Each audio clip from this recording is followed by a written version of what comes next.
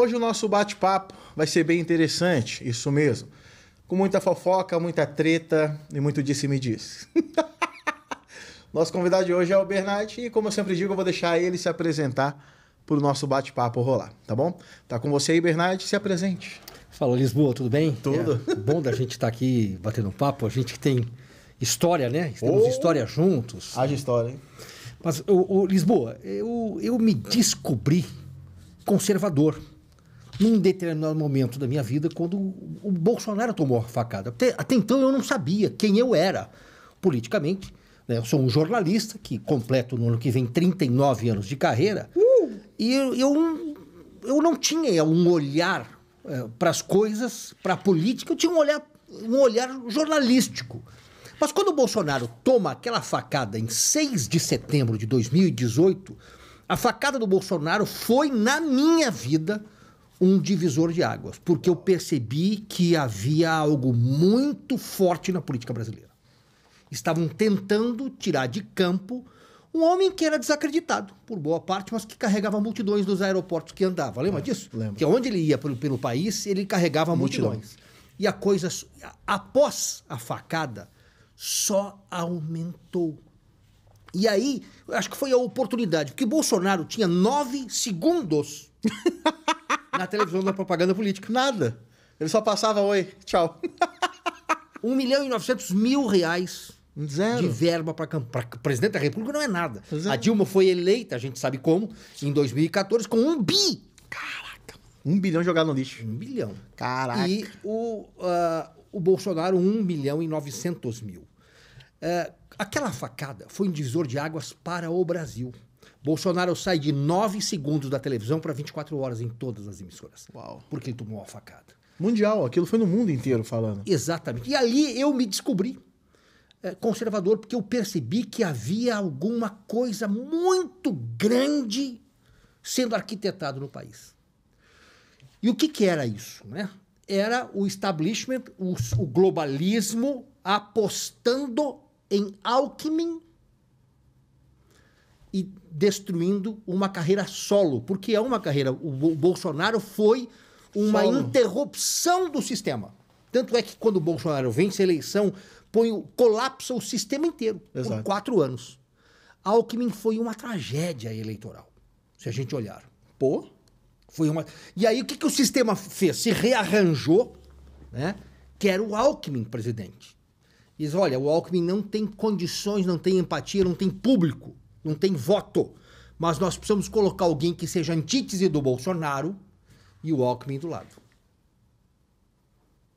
O sistema se organiza.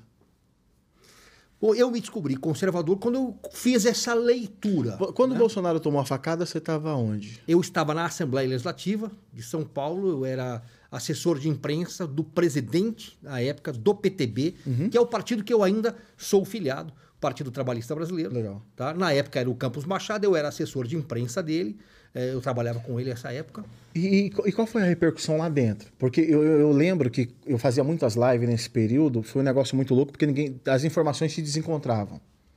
Primeiro momento, o Bolsonaro tinha morrido. Segundo momento, ele estava no hospital. Então ninguém sabia dizer o que aconteceu de fato. E parece que na história recente do Brasil, na história política que nós temos hoje, Bernard, esse fato de tentar assassinar um candidato que sabe que vai ganhar... O Adélio, na minha cabeça, ele não foi colocado ali à toa. Claro que não. E ele não é louco. E não estava sozinho lá. Não estava. Tem imagens dele com outras pessoas. Alguém gritando, não, agora não, Adélio. Agora, por que... A pergunta, como que foi a reação dentro da Câmara, que você trabalhava lá dentro? Na Assembleia Legislativa. Na Assembleia. Aqui em São Paulo. Como que foi a reação ali dentro quando o pessoal, tentaram matar o cara, mano? Então, foi um choque, eu acho que para todo mundo. Pô? Né? E em especial para mim, que via o Alckmin como uma saída. Mas eu ouvia também alguns deputados dizendo, se o Alckmin ganhar a eleição, o Brasil vira um grande estacionamento, para na mão. Não, acabava o país. Isso lá... Não acabava, porque o Brasil é muito grande. E rico. O Brasil é muito rico. Olha, o roubo no Brasil, eu falo de corrupção, é como você tirar água de balde do rio Amazonas. É muita riqueza. Agora, por exemplo, a questão do marco temporal para as terras indígenas. Nós temos hoje 119 milhões de hectares de terras indígenas, tá? Que são fechadas. Você não pode plantar. Você está bloqueado. Você imagina isso, você ter uma mina de ouro no quintal da tua casa, você não pode mexer? São as terras indígenas. Você não pode mexer até determinado tempo, né? Que se der uma guerra lá fora, os caras entram aqui. Não, tem coisa pior aí, tá? Destes 119 milhões, acrescenta-se mais 116 milhões. Praticamente dobra o tamanho. Nós vamos ter algo assim em torno de 38% do que é a Europa, só de terra indígena. Meu Deus. E não Então, tem índio pra tudo isso. Se fosse um estado, seria o segundo estado só atrás do Amazonas. Para te ter a dimensão do tamanho em tudo que é região. Porra. A área indígena é uma área bloqueada, fechada. Só que a esquerda não joga para perder, tá? Ela tem estratégia. A área indígena, o que precisa para se ter um país independente? Terra, língua, povo e moeda. Eles estão criando a criptomoeda dos índios. Mas essa criptomoeda não foi revelada pela Damares nos esquemas lá? Certo, mas eles não podem criar de novo? Afinal, quem está no poder? Putz. Os caras montariam um estado, Não, aí... um país dentro de um... E aí as ONGs vão dar o apoio para os índios, certo? As terras mais ricas estão na mão dos... Que tem ouro... Tá tudo ali. Que Mas tem potássio, isso aí não daria uma guerra, não? Claro que dá. Claro que dá. Só que assim, a OTAN, inclusive, já até teve um secretário da OTAN, que é a Organização do Tratado do Atlântico Norte, já se pronunciou que o Brasil deveria ser dividido. Putz, mano. Ou seja, e nós temos senadores da República. Rifando seu próprio país. Que merda, hein? Isso sim é lesa pátria. Isso sim é lesa pátria. Rapaz. Nós temos senadores e deputados, tá, das frentes parlamentares, que as frentes parlamentares defendem determinados setores. Frente parlamentar Sino, Brasília, China, Brasil. Essa frente parlamentar, eles defendem, por exemplo, a venda de territórios de municípios em até 25% para outros países. Acabou o país. Você entendeu? Nós vamos ter uma divisão do Brasil. Isso aí é inconstitucional. No passado, eu sou originário do Rio Grande do Sul. Eu estou em São Paulo há 30 anos. Mas há uns 25 anos atrás, talvez 30 anos, prenderam lá em Passo Fundo, no Rio Grande do Sul, um cidadão chamado Ayrton Marques. O Ayrton não é Marx, é Marques. O Ayrton Marques, ele era o líder de um movimento separatista do sul do país. Porque ele queria a divisão do Brasil. Ele foi preso porque é um crime, é inconstitucional, é crime federal Então você querer a divisão do país. Lá no passado. Agora eles estão fazendo isso.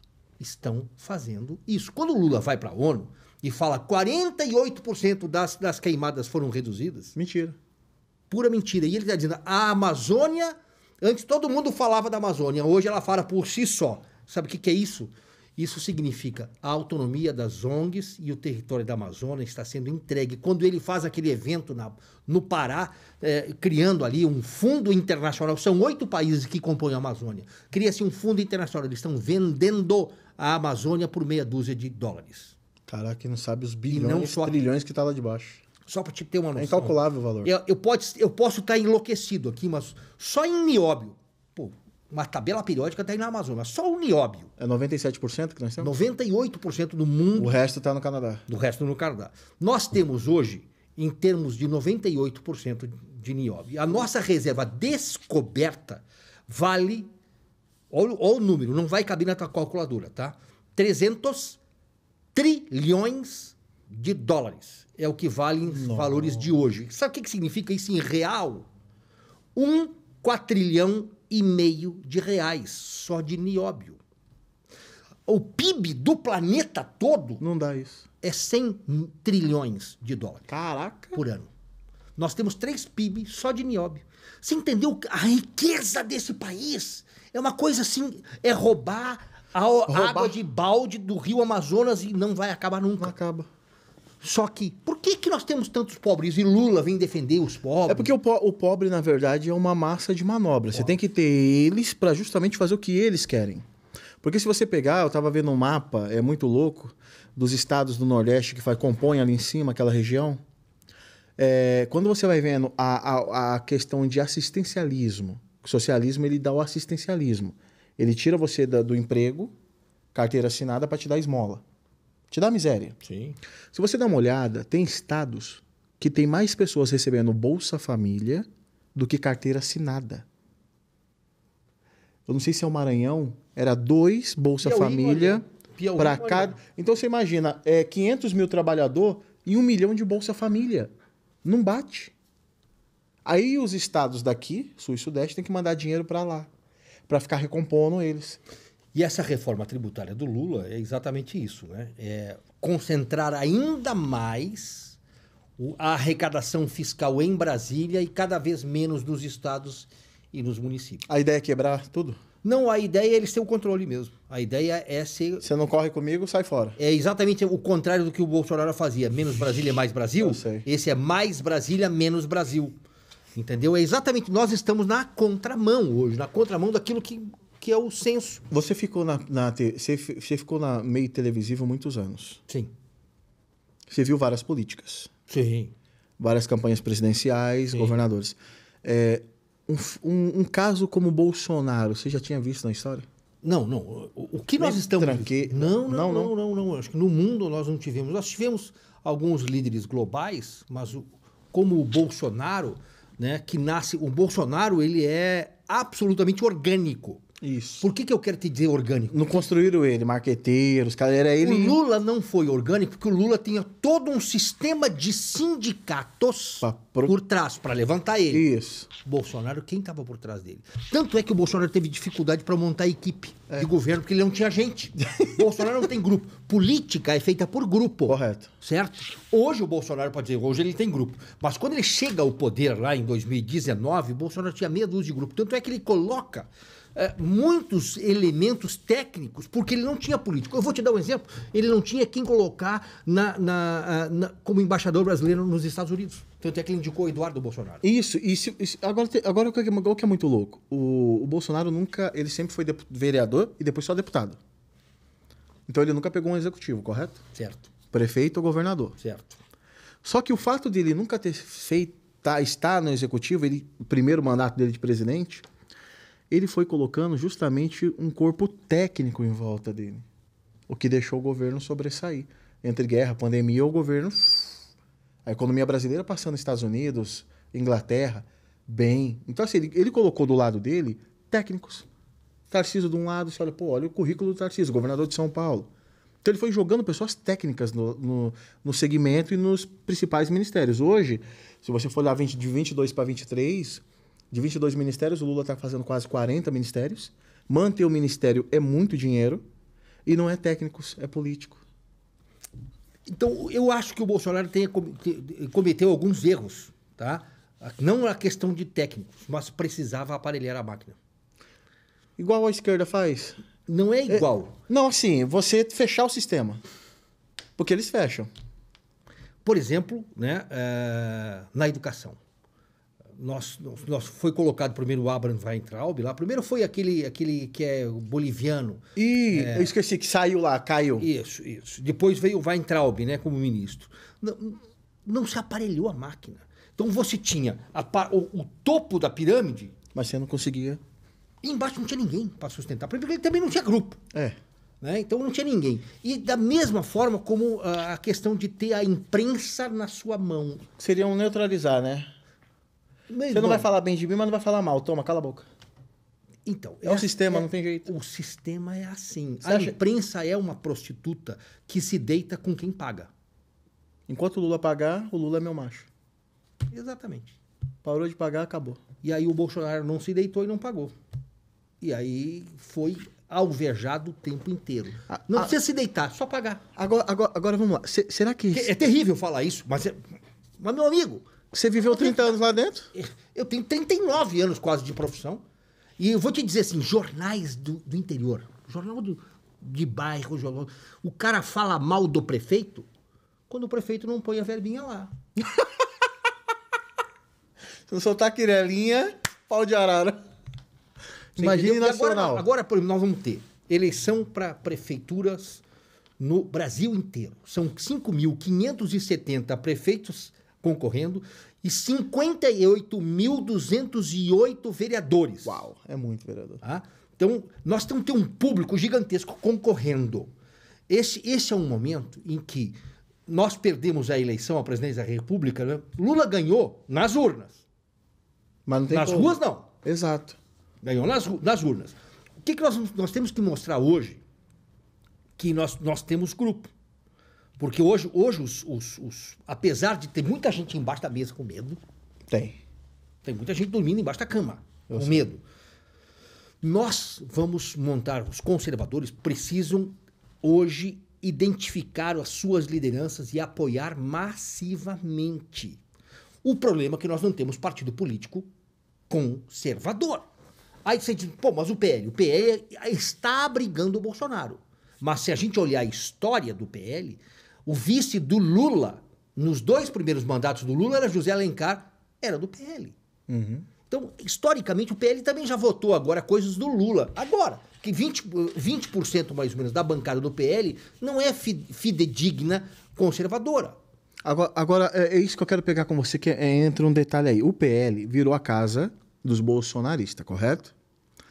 O PL mudou, parece, você viu o decálogo agora que mudaram? Acho que mudaram o estatuto, ele tá tipo vindo pra cá, à direita.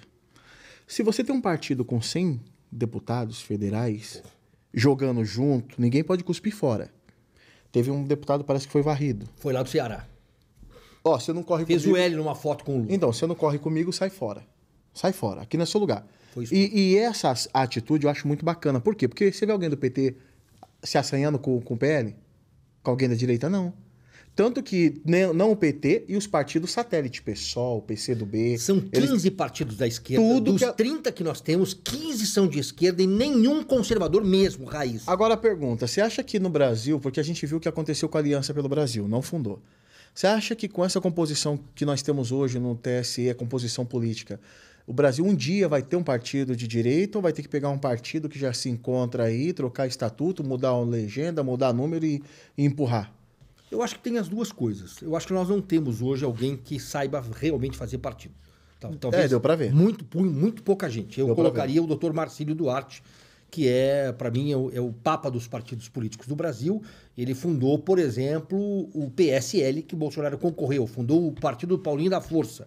Né? O Partido do Paulinho da Força, em menos de um ano, foi colocado no ar e organizado. Dos 30 partidos que nós temos hoje, 9 partidos nascem das planilhas de Marcílio Duarte. Então ele é o papa dos partidos políticos. Nós não temos hoje um partido político identificado. O que precisa se fazer mesmo para se construir um partido político? Né? A coisa mais difícil do mundo é construir um partido político. Existe uma barreira quase que intransponível. Como você ter um período de 24 meses para reunir quase 600 mil assinaturas em 9 estados? A estrutura que você tem que ter é algo gigantesco e cara. Então não é para qualquer um montar partido político. Tem que ter estratégia mesmo. Houve um erro no Aliança, houve alguns erros, né? Não se conseguiu. Mas é assim, você vai construir uma casa, você vai lá fazer o teu planejamento, vai fazer a topografia e apresenta todas as documentações da prefeitura da tua cidade. Ela não pode dizer não se tiver tudo certo. Uhum. A mesma coisa no cartório eleitoral. O Tribunal Superior Eleitoral não pode negar a você se você tiver todas as questões certas para a construção de um partido. Mas será que se chegar um partido lá, Direita Brasil, com tudo na mão, redondinho, vai passar? Por que eles... eles não podem dizer não. Mas pode, tipo, uma lombada e... Eles podem dificultar, mas não dizer não. Num momento vai ter que liberar. Agora, o caminho mais rápido é você pegar um partido estruturado. Então nós já temos alguns partidos estruturados que tem aí o próprio PTB. Houve uma reestruturação, né, há 2 ou 3 anos atrás. Agora fica interessante, como é que fica com o Roberto Jefferson depois de todo esse uou? Então o PTB, ele foi pro limbo, né? Eu ainda faço parte do PTB, ele foi pro limbo, ele não elegeu nenhum deputado federal. E no Brasil inteiro elegeu um estadual. Será que foi por causa dos escândalos do Bob? Não, acho que também foi os escândalos, foi um tal de algoritmo, sabe? Que também pode ter dado um outro ritmo. Você tá me entendendo o que eu tô falando? Entendi. Então, essa foi... o outro ritmo, entendeu? Porque daí o pessoal não sei de nada, hein? A gente tem que usar palavrinhas mágicas. Eu sei. Senão o algoritmo te pega aqui, né? Então, você quer água aí? Não, tô de boa, tô na cachaça, companheiro. Tá lá. Rapaz, agora fica interessante. E como é que vai ficar daqui pra frente? Então, Porque agora tá tendo cláusula de barreira. Tem partido tendo que se fundir, e de 30 vai para quanto? Vai para 15? Então, já houve algumas fusões, né? Já houve a do PSL com o DEM, virou União Brasil, mas não foi por causa de cláusula de barreira, foi Não. por causa de Fundo. grana. Fundo. Grana e bloco político dentro da Câmara. Exato. Certo? É poder político internamente na Câmara. Agora, o Patriotas e o PTB estão negociando, eu acredito que não vai sair essa fusão, eu acho que não sai. O Podemos, por exemplo, incorporou o PSC. PSC. Né? Então, isso diminui, nós tínhamos 34 partidos, hoje são 30, vão diminuir e ainda temos mais coisas para acontecer. O que eu vejo, que hoje nós temos que estar olhando as eleições municipais. Por que as eleições municipais são tão importantes para o Brasil nesse momento? Porque Brasil não é Brasília. Brasil é a tua casa, é a tua rua, Brasil é a tua cidade, Brasil é aquele mercadinho perto da tua casa. Ali nasce o Brasil.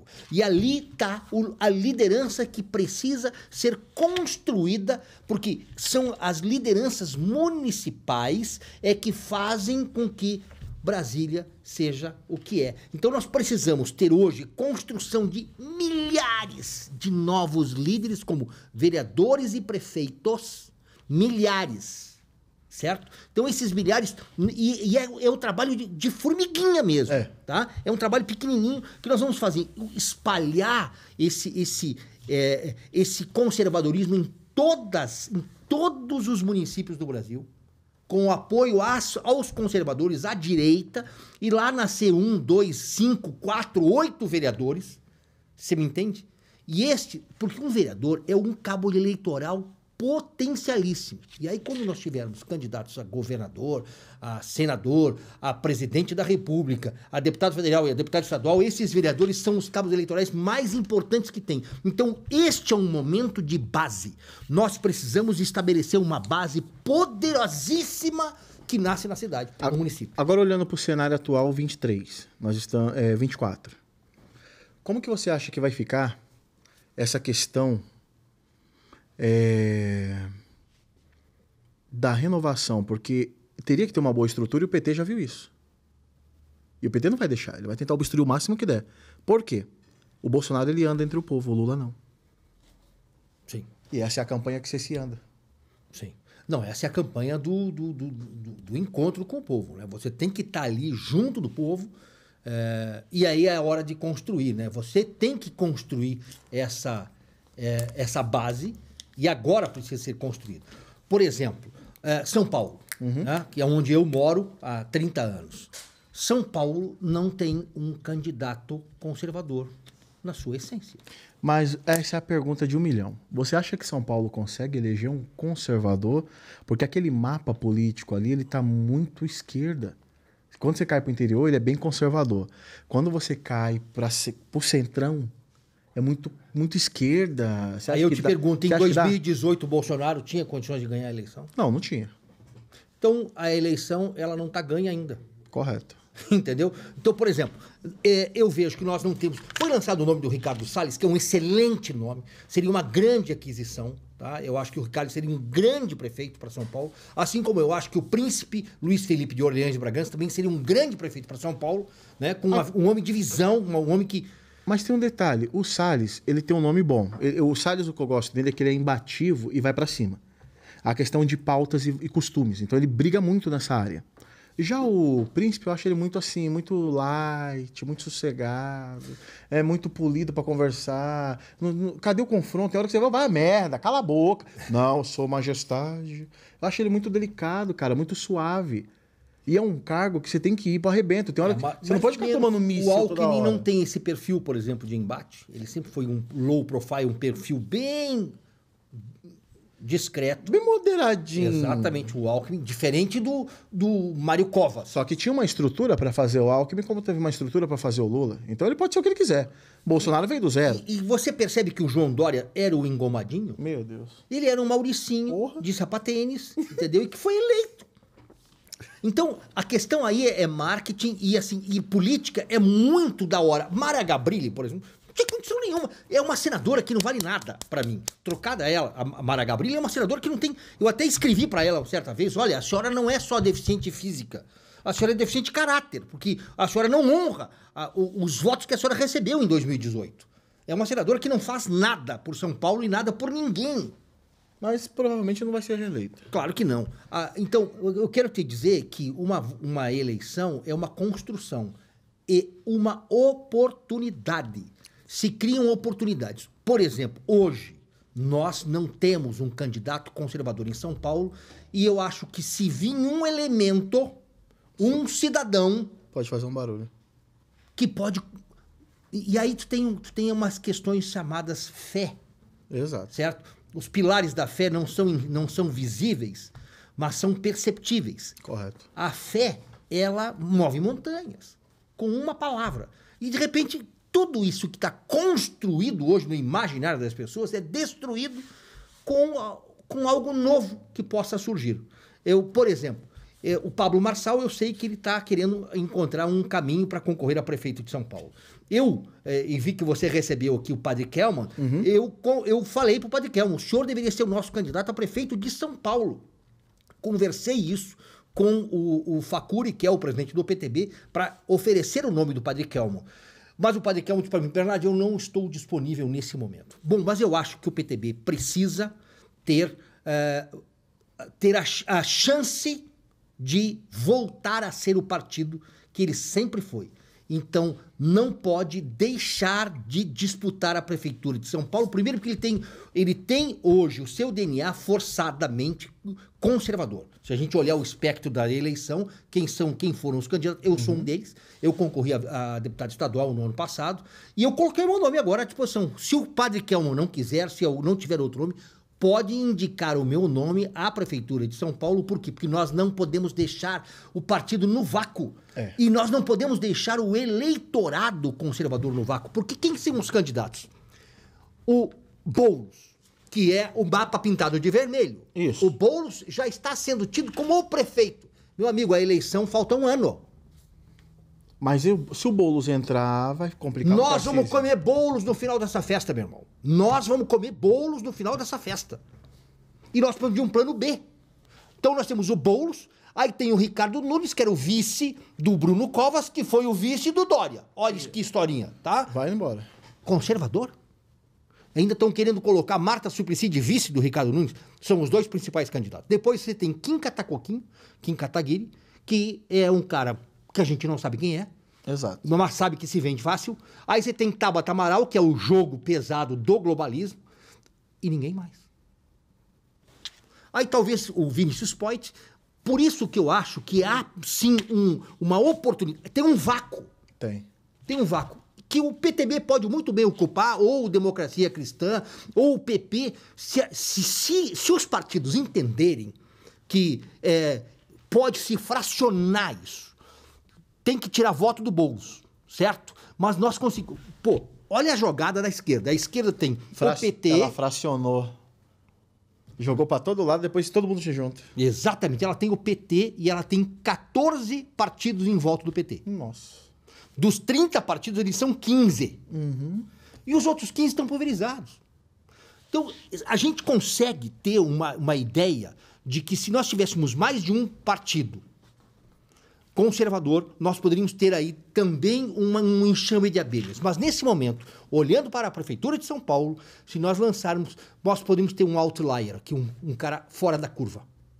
E eu acho que essa é a grande oportunidade. O Padre Kelman eu veria como um grande nome para concorrer à Prefeitura de São Paulo, mas me falou que não gostaria nesse momento, talvez aí a gente consiga demovê-lo, e eu coloquei o meu nome sobre a mesa. Por quê? Porque este não é o momento, Lisboa, de nós fugirmos da batalha. O 8 de janeiro foi uma armação, foi uma arapuca, montaram aquela cena.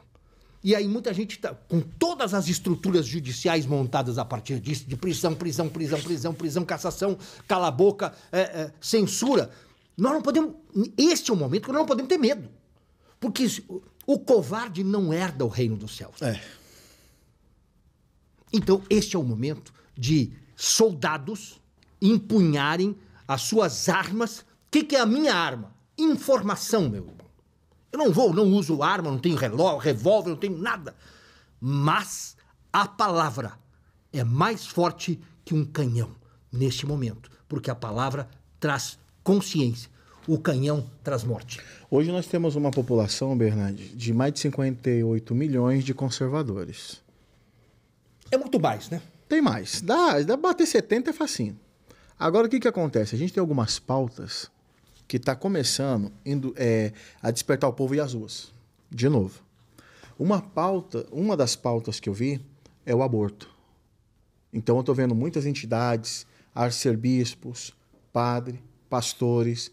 Eu estou vendo essa seara convocando já o povo a dizer não ao aborto. Até 12ª semana, 3 meses aí, a gente pode tirar. Tira aí. Então você já imaginou a sequela que você vai montar nessa juventude futura? Porque uma pessoa, quando ela faz um aborto, ela fica com sequelas, a mãe. Não é você ir lá e tirar um dente e tá tudo bem. Ninguém explica o pós. Só que é gostosinho tirar um filho, tirar um neném. E aí não é gostosinho, não. Não, é pra você ver. Eles vendem como se fosse a coisa mais simples. Sim. Aí a jovem vai lá com 18, 17, 16 anos, vai levar esse trauma pra vida inteira.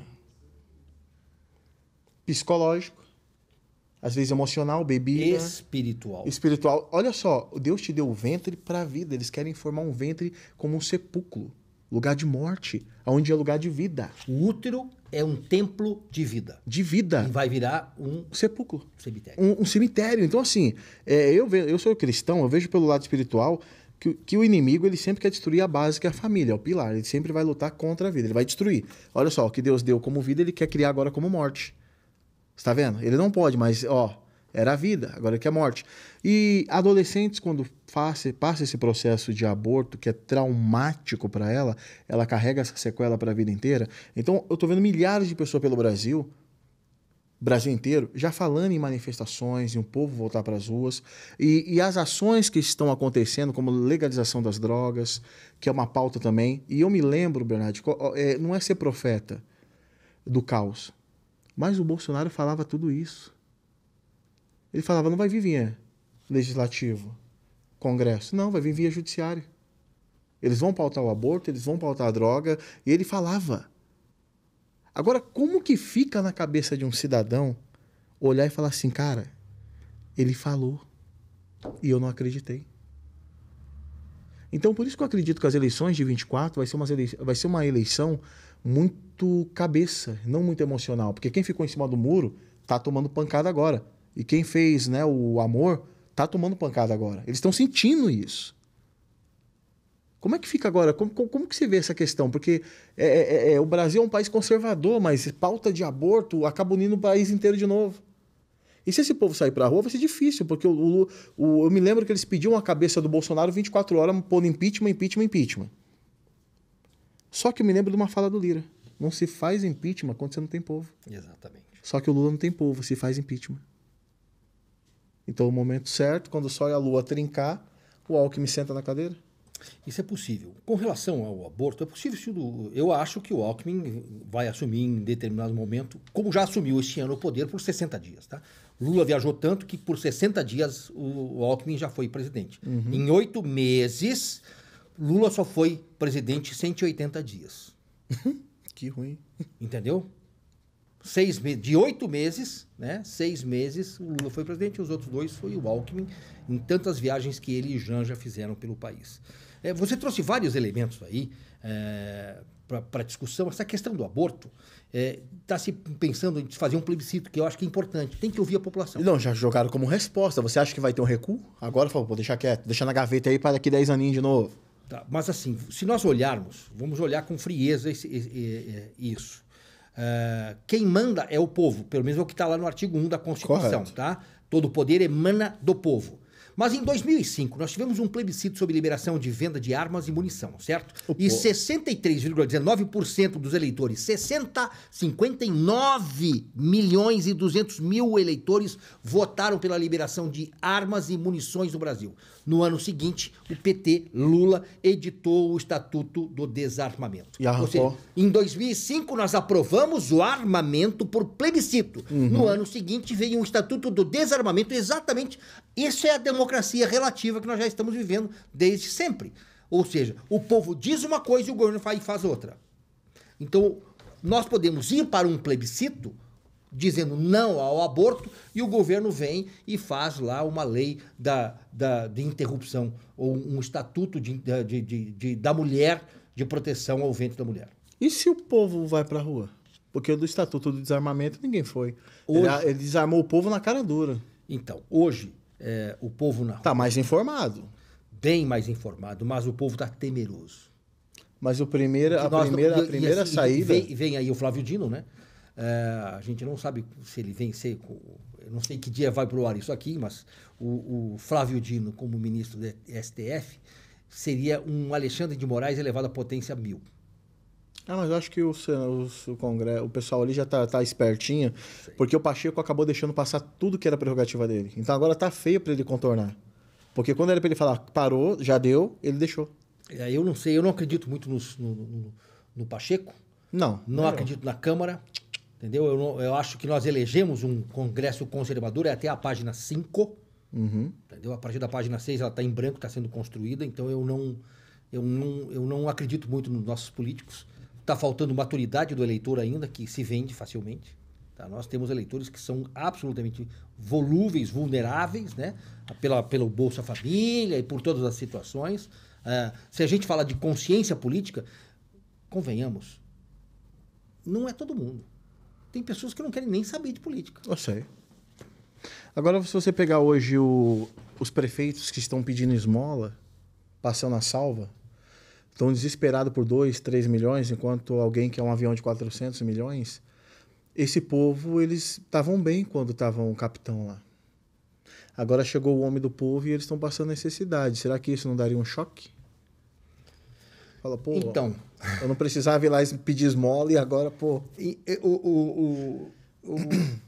Acontece que, por si só, o mal se mata. Ele se quebra sozinho. Ele se quebra sozinho. Então, e assim, eu acho que Isaías 61, eu sou também cristão, né? Sou pastor, inclusive, e Isaías 61 fala que a vingança pertence ao Senhor, a gente não precisa fazer nada. Você não precisa em nenhuma, só orar. O cenário que você vê a imprensa hoje, ela tá meio arrifada. Meia? Assim, eu ponho... Tá totalmente desacreditado. Eu vi... E meus coleguinhas ainda dizem, mas eu não acredito que a minha opinião já não vale mais nada. Eu vi. E um blogueiro lá da quebrada fala que o pessoal vê. Como é que fica essa questão agora da imprensa? Porque assim, eles eram reis quando não tinha internet. Isso aqui, que a galera tá vendo. Sim. Como que você vê agora? Porque você era do meio, né? Então é interessante ver. Qual que era a reação? Qual que é a reação deles? Então, é a reação de eu não tô acreditando no que eu tô vendo. Sabe? Mas não acredito mais em mim. Acontece o seguinte, quando se fala de imprensa imparcial, não existe mais. Tá? Antigamente eu fazia o jornalismo imparcial, mas de uma forma romântica. Não existe mais romantismo no jornalismo. Tá?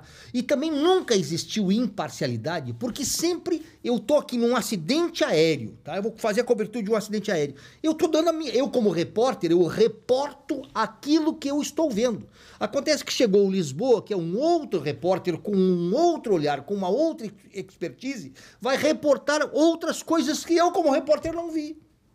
Então, é impossível se ter um jornalismo absolutamente isento, porque ele tá a minha caneta, ela tem um peso, a minha tinta, a tua caneta tem outro peso. Então, é dificílimo. O que a gente pode te dizer? Uma editoria, ela recebe ordens de uma chefia, que recebe ordens de um dono de um canal. Então, uma editoria, ela sempre tem uma versão editorial. Então, aquela visão editorial é colocada. Geralmente você vê isso nos jornais, dentro das colunas dos editoriais, mas que às vezes não coaduna. Nós tínhamos um personagem também chamado Ombudsman, que ficava olhando, né, o comportamento das reportagens, se elas estavam corretas ou não, voltadas para dentro da editoria. E as editorias, a editoria, ela coloca a visão editorial do veículo. Eu, como repórter, fui repórter muitos anos. Eu, inclusive, fiz aqui agora, aqui em São Paulo. Quando o repórter, na época, a gente entregava a fita, né? Entregava a fita na mão do editor. Eu dizia assim, quando eu entrego a fita na mão do editor, a matéria não é mais minha. A reportagem já não é mais minha. É dele. É do editor. Então, eu não tenho mais direito de reclamar. Porque agora é dele a matéria. A minha parte eu fiz. Só que quando chega lá, ele pode derrubar a minha matéria. Ele simplesmente pega só as imagens, algumas informações e faz um texto que a gente chama de off. Ele faz um texto e constrói outra matéria. E ainda pede para eu gravar, usa a tua voz. Caramba, o bagulho é louco, hein? Então hoje, o jornalismo, se a gente olhar, a queda em 2010 do diploma de jornalismo mudou o cenário. Até 2010 você tinha que ter diploma de jornalismo, faculdade. Exato. E você sabe o que é uma faculdade? Faculdade hoje é um centro de formação ideológica, não de formação técnica e acadêmica. É formação ideológica travestida de academicismo. Porque o cidadão entra lá bonitinho e sai de lá um comunista formado. Aí já era. E não é só universidade pública, tá? Universidades particulares também. Eu falo isso de cadeira, tá? Porque eu tenho 4 filhos. 3 já passaram por universidades. Uau. E a outra está sendo doutrinada em escola pública. Então, a educação foi sequestrada. E aí, quando você vê uma OAB toda de esquerda, porque passou por dentro da universidade. A universidade virou isso. Aquelas imagens que a gente viu dos estudantes de medicina se masturbando publicamente, aquilo ali virou o emblema. Aquele ali é a imagem da educação brasileira em todos os níveis. Todos. Medicina, mano. Não, é pra você ver a cabecinha. Você entendeu? Aquilo ali é a imagem. Porque o que menos se faz hoje é ensinar. Mas é degradar a sociedade. Então, assim, quando eu olho o que aconteceu no Brasil, tá? Nós temos um movimento chamado construção de uma nação e um movimento que é a desconstrução. Até estou preparando um curso sobre isso. Tá? A desconstrução de uma nação. Nós tivemos um último pilar aí desconstruído que foram as Forças Armadas. Foi desconstruído. Está absolutamente em descrédito. Não serve hoje nem para pintar meio fio. As Forças Armadas hoje não têm credibilidade para pintar meio fio e cortar o gramado na casa de um ministro. Mas isso não... Só para eu concluir meu pensamento. Qual que é o último pilar? O último pilar é o da religião, que é a construção moral e ética de uma nação. Nós, brasileiros, 84% somos cristãos, portanto, nós temos a nossa moral e a ética judaico-cristã. São os 10 mandamentos. Eles estão destruindo com o aborto, com droga, com destruição da família, com pedofilia, porque eles idolatram a pedofilia. Entre outras coisas. E, sabe, você tem que desrespeitar pai e mãe. Os 10 mandamentos, o não matar, tá aí, o aborto tá aí. Ó. Eles fazem completamente o contrário. Totalmente contrário. Agora, uma pergunta. O Exército hoje, a gente viu o 7 de setembro de 2022, 21... Gigantesco. 22 em São Paulo nem foi tão grande que choveu. Mas lotou. Foi, sim. Beleza. E aí, a gente vê o 7 de setembro de 23 vazio e o Exército desfilando para ele mesmo. Ninguém na rua. Uma pergunta foi colocada, ó, a gente saiu das ruas justamente para deixar espaço por 60 milhões aí. Pelo menos 1%, 600 mil. Sim. Mas não apareceu isso. Então, isso foi uma resposta muito alta. As Forças Armadas, eu acredito, eu vejo hoje que seria somente o alto escalão lá em cima, ou seria toda a Forças Armadas que está agora... acabou. Acontece que eles têm uma questão da hierarquia muito forte. Uhum. Então eles precisam respeitar a hierarquia. Então não quer dizer, então acho que não é toda a tropa. Claro que não. É só lá em cima.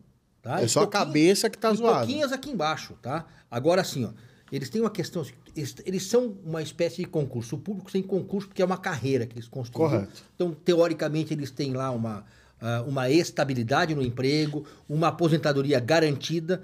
E se eles tiverem algum crime de falta de disciplina, crime disciplinar ou de hierarquia, eles perdem tudo. Então eles têm que ficar quietos. Caladinho na sua e já era, eu mando. Exatamente. O que eu tenho ouvido aí, os passarinhos alardeando, é que as tropas de reservistas é que estão mais enfurecidas com tudo que acontece no Brasil. Então, talvez a gente tenha alguma coisa.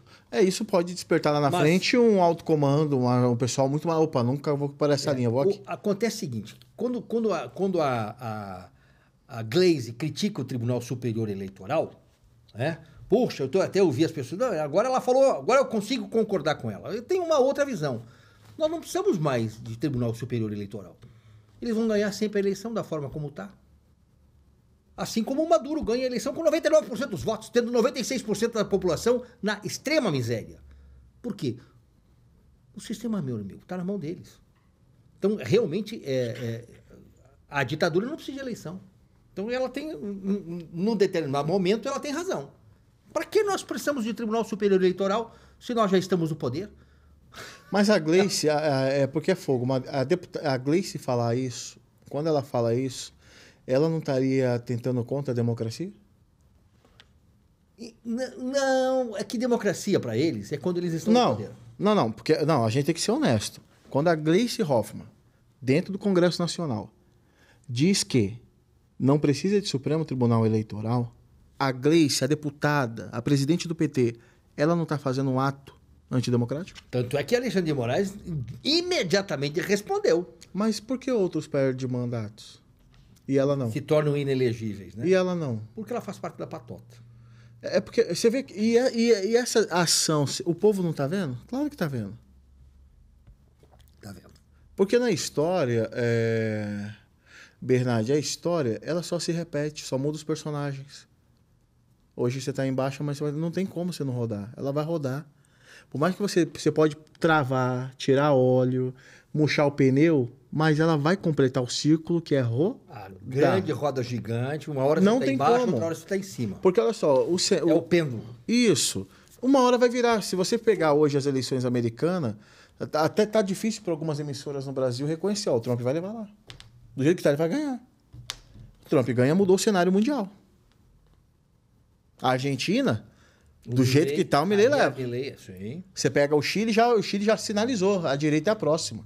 Esse esquerdinho é um mandato só. Já sinalizou, já era. Aí você vai pegar lá em cima, tem aquele... Bakele, não é... De onde? Não, Nicarágua. Nicarágua é de esquerda. Não é Guatemala. Honduras. Que é um presidente que fez um presídio lá, limpou... Era o mais degradante que tinha. Tô tentando lembrar o nome também. Bukele. Uhum. Cara, olha o que o cara fez naquele país ali, que ninguém dava nada. Criminalidade, 1 ano sem morte. Onde morria toda hora. Então, assim, esses pontos que estão surgindo pelo mundo é ponto de esperança ainda e a gente sabe que o pêndulo vai virar uma hora.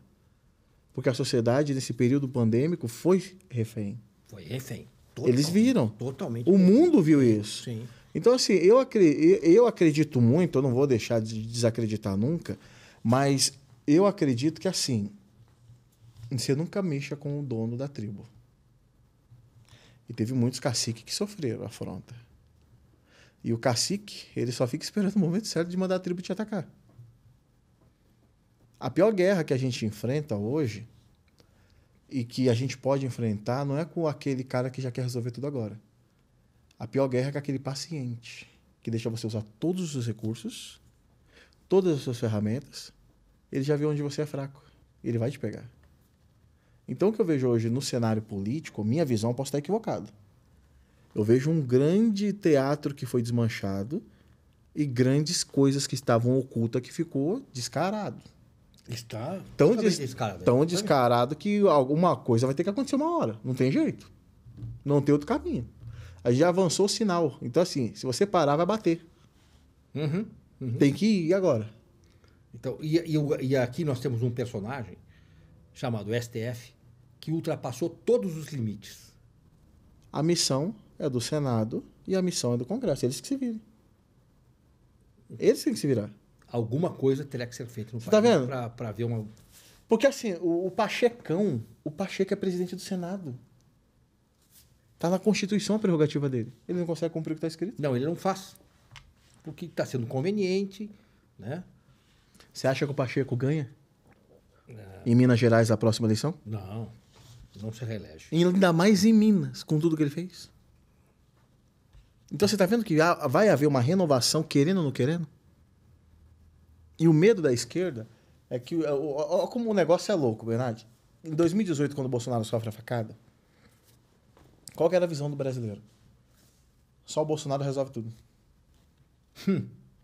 Você está vendo que a gente foi aprendendo um processo atrás do outro? E aí o Bolsonaro é um sozinho, um soldado... Não um resolve. soldado só não é exército. Não resolve. Não resolve.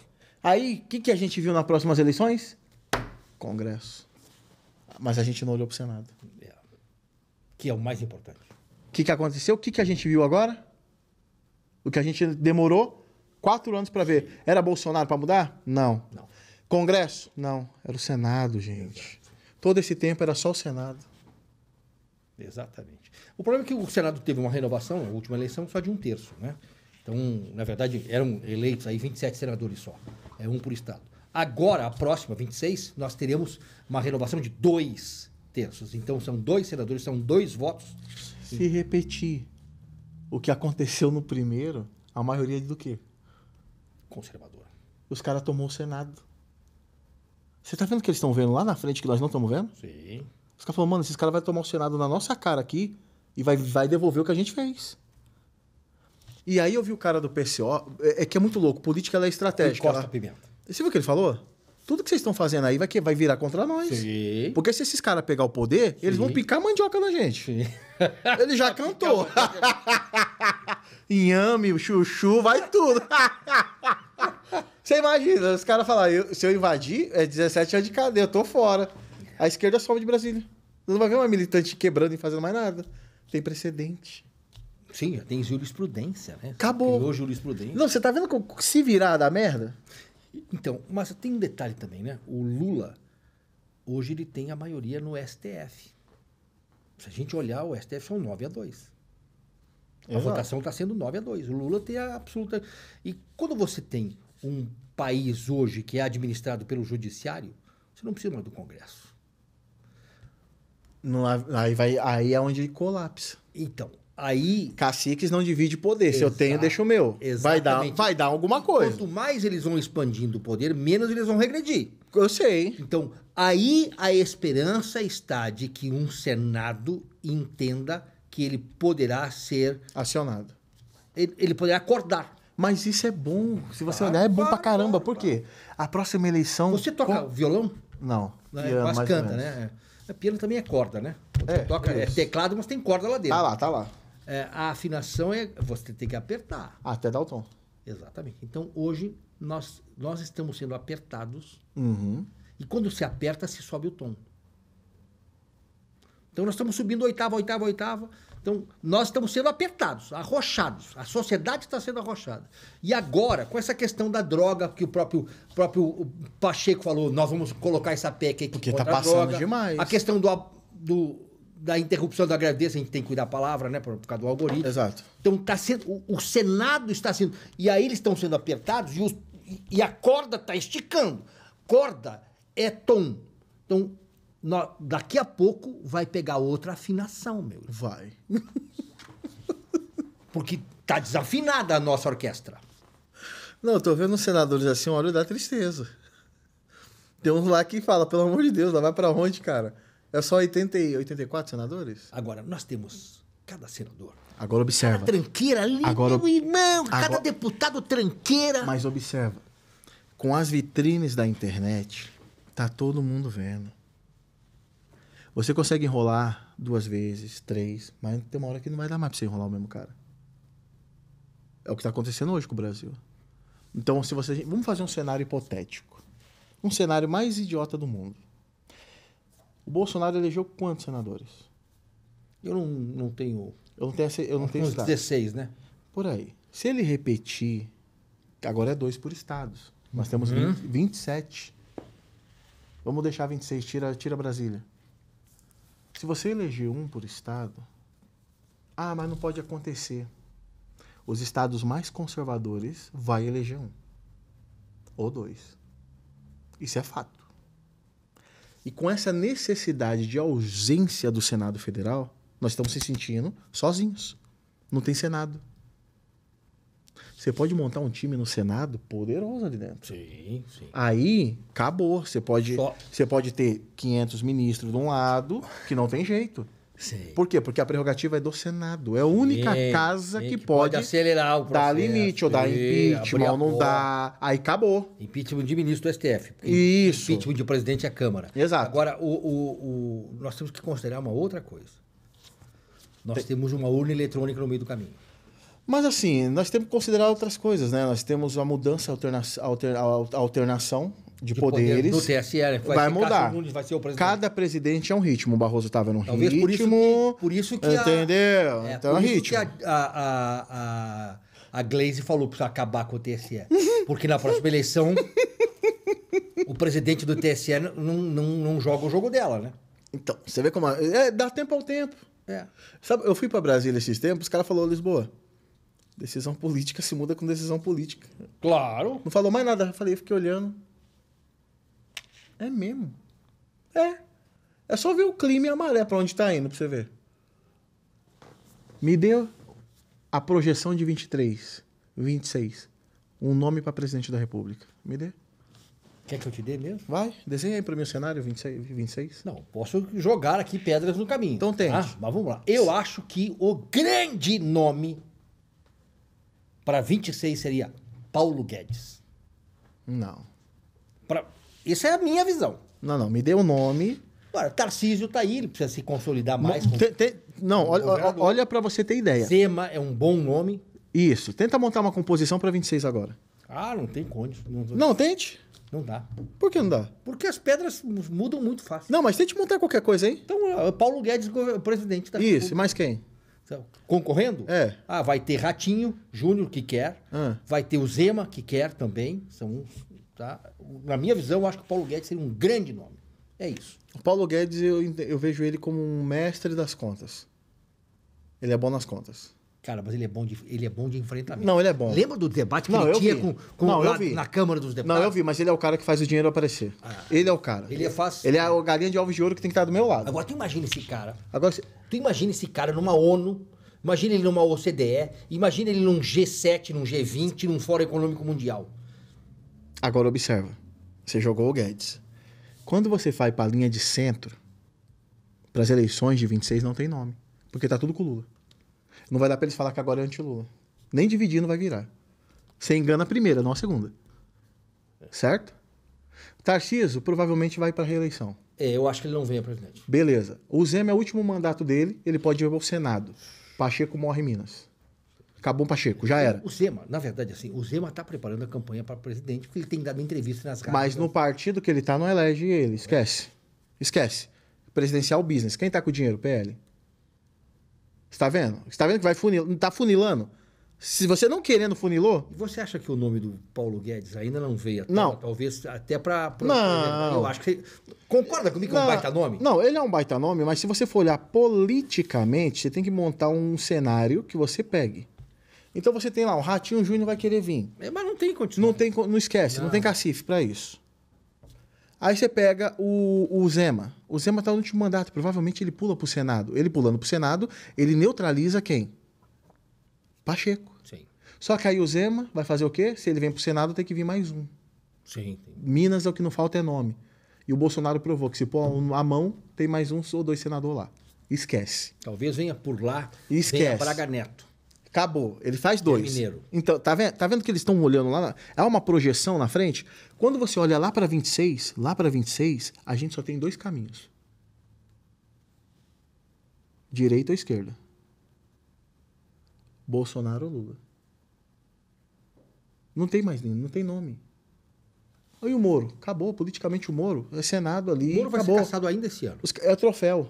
Então, observa que quando você olha para frente, funilou. Nós não tem nome.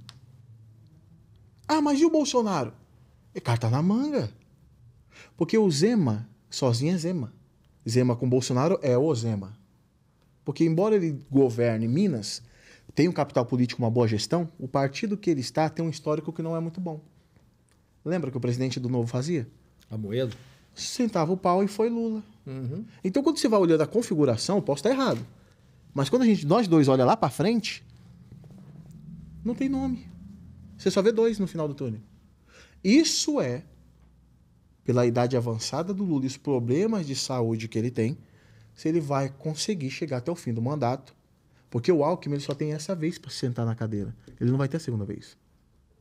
Observa que o Lula sempre neutraliza o Alckmin. Ele viaja, mas não deixa a autonomia 100% na mão do Alckmin. Pode prestar atenção. Quando o vice assumia no governo Bolsonaro, que era o Mourão, ele tinha autonomia para falar. Tanto que falava uma parte de besteira e saía nas mídias. Cadê o Alckmin? Quando o Lula sai, você não vê Alckmin. Você não vê vice.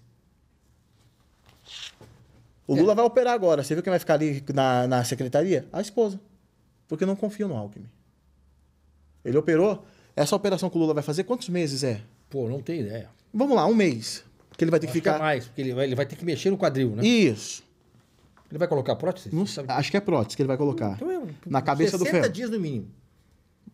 E o vice? O vice não é pra isso? Cadê o vice? Vão neutralizar ele de novo. Porque eles viram o que aconteceram com a Dilma. E o Lula tá indo justamente no caminho... Então, assim, eu vejo um cenário que vai mudar muito ainda. A gente tá jogando carta muito cedo. Quando você olha lá pra frente, nomes com projeção nacional, igual o Bolsonaro tem, pra presidente não tem. Com ele tem.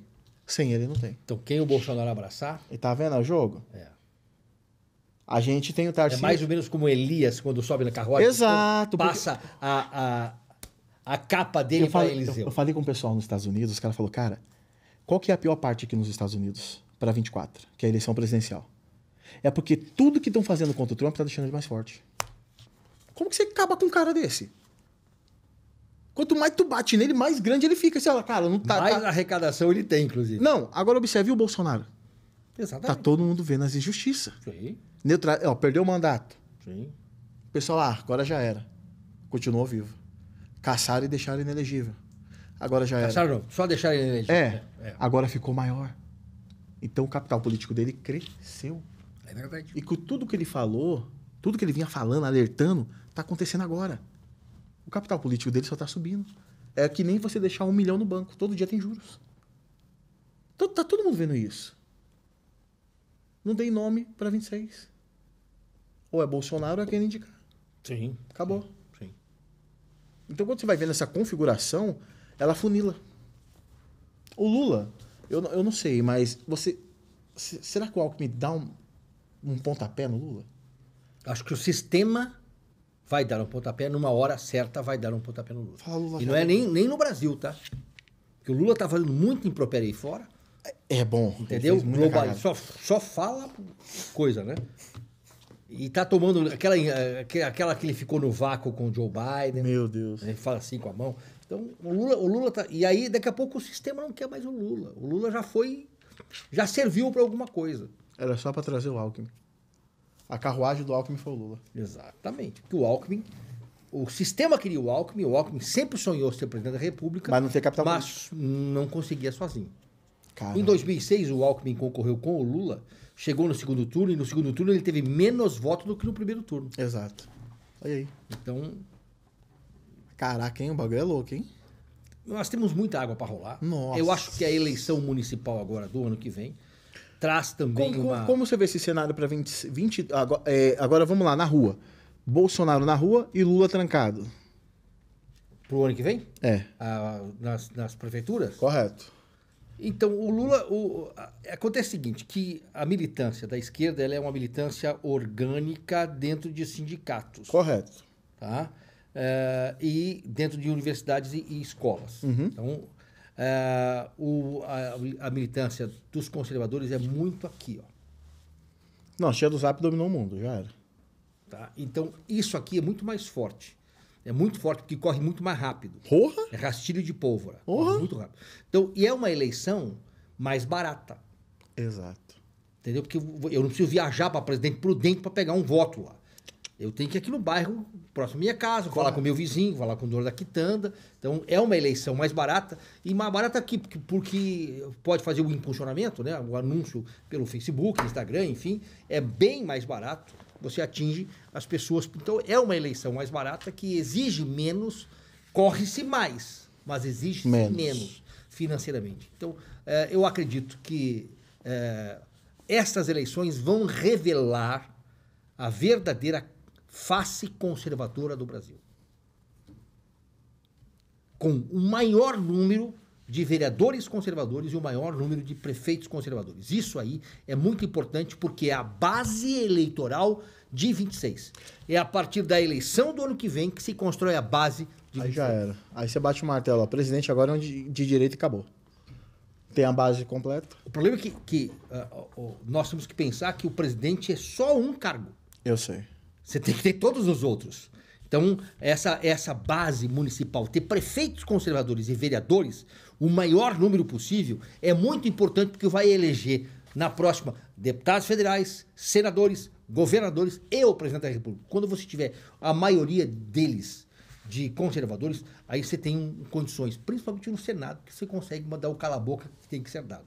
Porque está tendo muita gente falando demais. O Senado ali ficou interessante, porque se a gente for pegar a composição do Senado hoje, a gente teve aqueles travamentos de 21, que quem travava era o Maia na Câmara. No Senado era o Alcolumbre e o Maia na Câmara. Os dois travavam o Bolsonaro, acabou, irmão, travou lindo. Sim. E ficou muito exposto. E no STF também, né?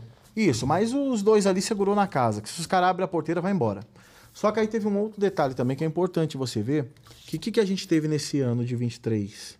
Tivemos, infelizmente, o 8 de janeiro, que aconteceu, triste. Eu sempre deixo muito claro, quem errou tem que ser punido, mas tem que ser julgado bem certinho, né? Eu tenho essa convicção comigo. O povo tá vendo o que tá acontecendo, não tá passando. Não foi uma armação, o povo caiu, é efeito manada, né? Um idiota quebra, vai todo mundo no boa. Quando você vai ver, deu merda, agora sobrou pra ir. Triste, triste. Mas quando você dá uma olhada nesse cenário, você vê muitos nomes surgindo que não surgiam. Se você pegar Brasília hoje, você elege 2 senadores da direita lá. Sim, sim. Goiás também, serão 2. Tá vendo? E São Paulo? O Marcos Pontes teve 11 milhões de votos, cara. Você faz uma dobradinha ali, acabou. Só repete e acabou. Rio de Janeiro. E Minas. Nessa brincadeira aí, Santa Catarina. Que teve eleições, que agora foi cassado o prefeito lá. Teve as eleições lá em Brusque. Essas eleições fora do tempo, como foi cassado, quem ganhou foi a direita com uma ampla vantagem de voto. No reduto bolsonarista. Então você está vendo que, sem querer, você já montou um cenário com, querendo ou não, quase uns 8, 9 senadores de direita, ou com jogar centro-direita. Então, assim, eu acredito que é questão de tempo. Porque está tão descarado o negócio que tá bom. Tá ótimo. O melhor cenário para a gente criar um grupo forte é esse. Não é na Bonança. Claro. Porque eu te ponho na parede e te espanco com mais 30, sim. Esses 30 uma hora vai se juntar para pegar eu. Sim. Entendeu? Então, assim, eu vejo uma luzinha lá no fim do túnel ainda. Não dá para jogar toalha. Fora as eleições que tá rolando lá fora. Então, o cenário mudou lá, melhor ainda para nós aqui. E nós somos um espelho dos Estados Unidos com 2 anos de atraso, né? Pronto. Já matou a pau. Então, o que acontece lá, 2 anos depois, acontece aqui. E eu vi, essa é a frase que você falou, eu escutei de um americano político falando para mim a mesma coisa. Nós só estamos 2 anos na frente de vocês. Porque a nossa é 24 e a sua são 26. Você já imaginou o cenário mundial com o Trump de volta? Então, ele mesmo falou, né, que com ele não vai ter aquele terceiro conflito bélico. A gente não pode falar a palavra, né? Mas aquele terceiro conflito bélico com armas devastadoras, com ele garante que não vai ter. Tanto é que no governo dele não teve um conflito bélico dos Estados Unidos. Cara, eu vou falar pra você, eu tive lá. Você, na cara do americano, você vê indignação, mano. Que cagada que eu fiz na minha vida. Eu ia muito em bar, em outlet, e sempre conversava com o americano. Eu e um amigo meu que falava lá, e aí, pergunta. Pessoal, sabe, você vê? Não vou errar de novo. O pessoal caladinho, trabalhando, servindo lá. Que estados que você foi? Eu fui em Miami. Flórida. Depois eu fui lá pra... Como é que é o nome daquele lugar? Eu fiquei ali em Orlando, os 2. Depois eu subi pra Nova York. Aí fiquei na ilha, dei uma volta lá pra cima, Nova Jersey, pra aqueles lados Kissimmee. Fui pra Kissimmee também, na Flórida. Aí depois eu voltei, fui pra Washington, Virgínia. Deu um rolezinho grande. Rodei pra caraca, porque assim, toda vez que eu vou, eu busco me informar politicamente como é que tá rolando, qual o cenário político, se respirar. O sentimento também do americano, né? Pô, o Biden pra levar vai ser muito difícil. E aí você tem uns estados onde são governados pela esquerda, onde eles colocaram o quê? Tipificaram um crime. Então você pode roubar até tantos dólares por dia. $900, no caso da Califórnia. Eu vou roubar $500 todo dia e não vou ser preso. Quanto que dá $500 em 10 dias? É 15 mil dólares por mês. Só de assalto. Se você converter para o Brasil, é 50 mil por mês de assalto liberado. O que você vai fazer? Eu trabalho com o quê? Eu trabalho com assalto. Vou ali roubar. É a minha profissão. Olha que governo destruidor. A polícia, eu vi lá, a polícia para ver o cara roubar, não pode fazer nada. Você viu o pinico que virou? E aí, essa galera, um amigo meu me falou o seguinte, eles estão saindo dos estados de esquerda e migrando para os estados conservadores. Só que quando chega nos estados conservadores, eles são tudo mapeado. Não vai votar em esquerda aqui não, hein? Você estragou seu estado, não vai estragar o nosso não. Falei, vixe, a consciência. É que lá, cada estado é quase que um país. Uhum. Aqui não, aqui é tudo junto. Então, se hoje você pega o Brasil, você viu aquele consórcio que o Zema estava falando? Uhum. Você viu como foram pra cima dele arrebentar ele? Ele segurou a pressão? Não. Então não tá preparado, meu filho. Num simples consórcio. Ele não segurou a pressão. Era pra ele, não, vou dobrar a aposta, eu sou governador do estado, toma. Vamos juntar o bloco. Agora, olha como o negócio é louco, hein? E por que o consórcio Nordeste foi com os dos estados nordestinos tudo junto? E o daqui não pode? Porque assim, a política, a esquerda sabe fazer política. E a direita política, não. A direita não é unida. A direita não é unida. Era para todo mundo hoje, tá? Só que aí ficam olhando, não, mas ele pode vir, ele concorrer à presidência, mas eu não quero ele primeiro mão. É um grupo. Então a direita não é unida, tem muita vaidade. Muita vaidade. Você acha que depois de toda essa pancada a direita cresce um pouco ou vai continuar patinando? Eu acho que temos que perder o medo, né? Isso é consequência de um processo, uma hora vai ter, não tem Tem jeito. que perder o medo. Né? E eu acho que a gente tem que entender que nós não podemos temer.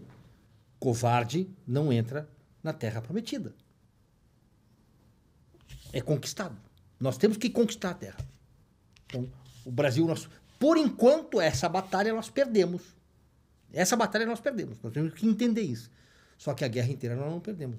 Ainda não terminou. Enquanto a vida, nós estamos lutando, esperneando. Uma diferença de Bolsonaro para Lula? Uma diferença? É. Honestidade. Quer mais? O outro vai lá para buscar caneta na Índia. Entendeu? Por falar que era brinde, né? Que seja brinde, que cara. Que brinde, hein? Esconde aí. Que seja brinde. Se um presidente da República está preocupado em levar uma canetinha para casa. Um lápis. Um mano. lápis. É feio. Sabe? É feio, é feio. Pega é feio. e fica olhando, aí vai e entrega para Mesmo que é grátis, mas ficou feio, né? Cara, mostra que ali que o cara é pequeno. É o que eu falo. Uma nação com frango é um monte de franguinho. Sim. Uma nação com uma águia é muitas águias. Caraca, a gente entrou num buracão do caramba, hein? Que enredo, hein? O problema é o seguinte, isso aí causa um atraso gigantesco. Enquanto nós estamos realmente... Exato. Enquanto nós estamos numa velocidade de crescimento, muito rápido, de avanço, sabe, de desenvolvimento, travou tudo. Agora, no Brasil, o crime compensa. Agora, no Brasil, a desonestidade é premiada. Agora, no Brasil, as delações dos corruptos que assumiam que eram corruptos, que tinham corrompido o sistema, são anulados. Você entendeu o buraco, o que é um retrocesso? Isso é louco, mano. Enquanto nós estamos voando, agora nós estamos rastejando. Quanto tempo nós estamos perdendo na história? Acho que em 9 meses o resultado já nasceu, né? Um bebê feio. Que ninguém quer ser o pai, Não, né? eles estão aprovando aí a interrupção da gravidez. Rapaz, ninguém quer ser pai dessa criança, não, mano. O Lula tá zoando o barraco. Mas isso é interessante porque, olha só, esse papo conservador, esse papo cabeça, é um papo que muitas vezes não tinha. Sim. Eu vejo isso como uma grande vitória. Claro. Porque você passou um processo na Jovem Pan, não passou? Sim. E ali foi como? Pediram sua cabeça? Entregaram a minha cabeça, né? Não seguraram a bronca? Não. Na verdade, assim, a Jovem Pan nunca foi de direita, né? Ela pegou a onda. Ela é mercado. Pegou a onda que vendia, Exatamente, Bolsonaro vende, vamos nele. Então, aí é aquela história assim, mudaram os ventos, muda as velas do navio. Correto. Entendeu? Naquele momento ela estava com as velas hasteadas para aquele evento naquela hora. Então, eu estava lá dentro. Eu realmente não falei nada demais, mas eu poderia não ter falado. Que eu falei a questão de judeus. Né? Isso, eu lembro. Pô, eu sou pastor, eu sou evangélico. Entendeu? Tu acha que eu vou querer o mal? Não. Quem quer que seja. Né? Só que aí aquilo ali era um discursinho que a esquerda queria, e aí tira do contexto, fica horrível. E é o que eles fazem com maestria. Na verdade, é narrativa, eles são bons nisso. Muito. Os caras é bom, os caras é bom. Ao que eles se propõem, eles que é o mal, eles são muito bons. Okay. É aquela história, quando eu sou bom, mas quando eu sou mal, eu sou melhor ainda. E essa é a palavra de esquerda. Entendeu? A lição acho que ficou, né, para todo mundo bem grande. Eu vi o Bolsonaro no comecinho abrir live, sim, Bernardi, e a live que ele abria dava 40, 50 mil pessoas e a Jovem Pan dava 15, 20 mil. Quando migrou para a Jovem Pan, em um ano, a Jovem Pan batia 100 mil views. Ele transferiu. Porque depois você vê ele abrir live... Um dia eu estava no Pingo nos Is com a live do Bolsonaro, eu acho que foi no dia 12 de outubro de 21. Eu estava no estúdio e nós demos 181 mil. Mas chegou a dar 260. Cara, é uma audiência do caraca, não tem jeito. É uma coisa impressionante, né? É anormal. Na verdade, o legado do Bolsonaro está muito maior que ele. E a diferença dele e Lula foi que ele conseguiu deixar nomes. E eu acho que o Bolsonaro é muito maior do que um partido. Voltando àquele assunto lá, então, o PL é importante? Ele é importante, mas o Bolsonaro é maior que o PL. Exato. Ele tem que saber disso. Ele é maior que o PL a ponto de ter mais partidos que podem gravitar em torno do Bolsonaro e das lutas que Bolsonaro coloca sobre a mesa. Então, por isso que eu sou defensor de ter mais partidos conservadores. Não né? Mas que tenha... Eu acho que nós devemos ter uma meia dúzia de partidos alinhados com as pautas conservadoras da direita. Eu acho que não deixaram porque sabia que esse partido ia dominar o mercado. Porque a maioria é conservador. Você tem 84% da população conservadora. Quando você põe as pautas e costumes que você defende, pra que você de centro ou de esquerda? Eu vou jogar com ele. Sim. Não ia ter jogo. Na verdade, não teria centro. Era ser esquerda ou direita. Não teria lógica. Por isso que não tem, será? Talvez. Porque o PL vai abraçar tudo agora. E o nome Bolsonaro, como é muito elevado, se o partido souber jogar o jogo, vai virar um monstro. E, além do mais, eles têm que entender que tem que derramar para outros, entendeu? Correto. Você não pode só ter um partido. Você tem que ter um partido com o copo cheio, mas tem que derramar para outros. É o que o Lula faz. Tem que eleger, claro, tem que eleger deputados em outros partidos para ter base, para ter mais, mais tempo de televisão, mais... porque aí isso é democracia. Já que nós não temos o bipartidarismo, nós temos o multipartidarismo, nós temos que ter vários partidos em torno das mesmas pautas, porque aí são mais estruturas montadas para isso. Correto. E até às vezes tem pequenas diferenças, o que é normal. Mas o objetivo maior é X. O foco. Aquele ditado que se tem, assim, se nós temos objetivos comuns e inimigos comuns, nós andamos juntos. Acabou. Realmente acho que a lição foi bem dada, né? Uma mensagem que você deixaria para quem está te acompanhando agora? Para todos. Nós não podemos desistir. Nós não temos o direito de desistir. Por quê? Porque muita gente depende da nossa capacidade hoje. Tá? Muitas crianças que estão sendo formadas dependem da nossa capacidade hoje. O Brasil do amanhã depende da nossa capacidade hoje. Então, veja, nós temos crianças que serão expoentes no esporte, na ciência, mas se nós desistirmos hoje, serão traficantes, prostitutas, serão promíscuos, certo? E nós não temos o direito. Se Deus nos deu a vida, nós temos um dever, que é lutar pela vida, lutar pelas coisas certas, corretas. Porque tem muita gente que vem atrás, após nós, que não pode sofrer. Então, nós temos que lutar por esses que estão vindo. São os nossos filhos, são os nossos netos, mas são os teus filhos, são os filhos dos outros, são os filhos deles. Que eles nem sabem o mal que eles estão fazendo, mas nós não temos o direito. Como nós não temos o direito, quem não tem direito tem dever. Então nós temos o dever de nos mantermos de pé, lutando. Nós vamos continuar. Nós não podemos nos esconder embaixo da cama. Por isso que eu acho que as pessoas de bem precisam colocar o seu nome à disposição do Brasil. Eu nunca tinha concorrido a um cargo público, mas tendo esta visão, nós somos obrigados a colocar-nos à disposição, porque senão nós só criticamos e nós não fazemos nada. Então nós precisamos criticar, mas fazer. Então vamos nos colocar à disposição, porque é dessa forma que a gente transforma. Eu consigo transformar o mundo a partir da minha luta. E assim a gente conclui mais um bate-papo. Eu agradeço o Bernardi por estar junto com a gente aqui e agradeço a todos que estão desse lado aí. Curta, compartilhe, divulga. Tá elegante, Comente também, olha lá. Tá elegante, não. Ah, Tá que uma bacana. belezura, né, gente? Nem pentei o cabelo, nem botei perfume. Que coisa. Quero agradecer demais vocês pelo carinho, pela atenção e até o próximo Pod Gru. Tchau, obrigado.